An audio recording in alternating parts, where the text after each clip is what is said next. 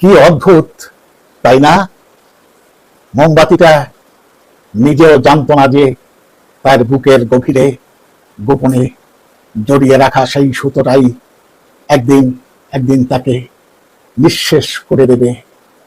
যে সুতোকে সে আলোর বাহক ভেবেছিল, যার মাধ্যমে সে অন্ধকারে আলো ছড়িয়ে দিত, যার উপর ভরসা করে সে জ্বলত, সেই ধীরে ধীরে তাকে পুড়িয়ে দিচ্ছিল, ক্ষয় করে দিচ্ছিল। একটি বিন্দু আলো দেওয়ার নাম করে পুরো অস্তিত্বটাই শেষ করে দিচ্ছিল।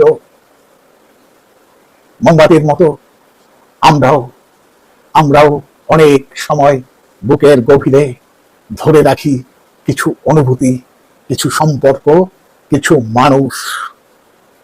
ভাবি ভাবি তারা আমাদের আলো এনে দেবে, ভাবি তাদের জন্য জ্বললে চারপাশ উজ্জ্বল হবে, কিন্তু বুঝতে পারি না সেই সুতোই হয়তো একদিন আমাদের নিঃশেষ করে ফেলবে।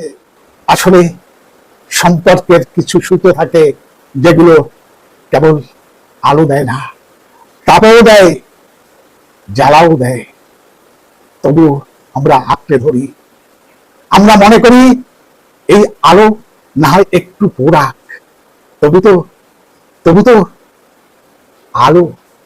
কিন্তু এক সময় বুঝি আলো যতই দিও, নিজের ভেতরটা নিঃশেষ হয়ে গেলে কে থাকবে তোমার পুড়ে যাওয়া ছায়ার পাশে? জীবনে কিছু কিছু সুতোর প্রতি মায়া থাকা স্বাভাবিক, কিন্তু সেই মায়াই যদি নিজের অস্তিত্বকে প্রশ্নবিদ্ধ করে তোলে, তবে দরকার হয় সেই সুতোর বাঁধন থেকে মুক্তি।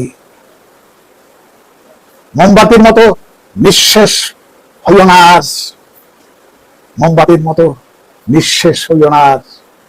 আলোর খোঁজে নিজেকে হারিয়ে ফেলাটা সত্যি দুঃখজনক। আলো হও, আলো হও, নিঃশেষ না হয়ে আলো দাও, কিন্তু নিজের ভেতরের অন্ধকারকে বাঁচিয়ে রেখে।